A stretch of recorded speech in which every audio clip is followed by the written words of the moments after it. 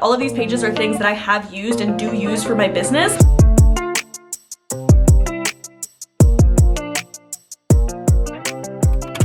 Sorry that there's been so many like plan with me's or planner related videos, but I'm also not sorry because I'm really freaking excited to show you guys this planner today, which is a brand new planner. If you haven't already seen it on my Etsy, it's been live for like a month now, but I haven't made a video like walking you guys through it or like showing it to you guys, and I'm really freaking excited about it because it is like a niched planner. So I understand that it might not be applicable to like my regular audience, but I'm hoping if this popped up on your recommended, or I don't know, however you found me, that this is helpful for you and your business of, you know, YouTube content creation, like whatever, owning a business or running a like social media manager job for another business, because that's exactly what I do. I do both of those things. Like I am my own content creator and I do this for like my own business, but then I'm also a social media manager, content creator kind of thing for another business that I work for, like my other job kind of thing. And this planner has been a lifesaver for me. There's so many pages, well actually every single page is something that I currently use or have used in the past to keep myself organized, make sure my finances are together, my receipts are saved, how I organize and keep track of brand deals and collaborations and like getting my money and income and expenses and like so many things. Also content planning as far as like figuring out when I'm gonna post, when I'm gonna edit, when I'm gonna film, what am I gonna post on Instagram that day, like what about TikTok, like we're gonna talk about it all, and it's all inside of this planner. I'm really freaking excited about it. So if you're watching this video and that doesn't necessarily apply to you but it applies to someone in your life, like send them this video because I swear this planner will help them a ton. Because like I said, all of these pages are things that I have used and do use for my business. I just decided to like combine them all together into one planner so that way all of my stuff is in the same spot too, because I did hate going to different planners, different notebooks, different digital notebooks. I have like my filing cabinet up here with all my collabs and like brand deal paperwork and stuff because I handwrite them all, and I'm like, why am I doing it like this? I'm making it harder on myself. So I decided to create a planner that helps me organize my business and do my job as a social media manager for another business, and I'm hoping it helps you too. But if you're new here and you like digital planning in general or plan with me videos or digital sticker packs, like anything like that, make sure you subscribe down below because I do post monthly plan with me's and I come out with new digital sticker packs that you can use in all of the planners or, you know, your own planner or anything like that. And I do plan on sharing more of my actual job or like, you know, behind the scenes on social media management and stuff like that. Or if you guys want to see those kinds of videos and more of that on the business side of things, let me know. I'd be happy to make more videos on it. So go ahead and subscribe and hang out for all of that kind of content. And without further ado, let me show you my 2022 content creator digital planner. To start off, this planner works like any of my other planners. So if you've watched any video from like 2021, my academic planner, the 2022 planner, I use the same app for all of them, which is GoodNotes 5. So that's what I'm going to open up here. And this is the cover of my social media like content creator kind of planner. I absolutely love it. I wanted to find like little quotes or little blurbs about social media and use those just as a friendly reminder that, for example, to do, live in the moment, quality, not quantity, you are great, do the work that feeds your soul, not your ego, comparison is the thief of joy, this one's a biggie for me, a million likes will never be enough if you don't like yourself, your worth is not found here, which is in your phone, get off social media and process your emotions, and followers and likes are not an indication of worth. I just like this take on it because of course this is a social media planner, but just giving yourself some friendly reminders to take care of yourself while you are on social media because, you know, things hit the fan quickly and comparison can really be the thief of all joy. Now this planner is super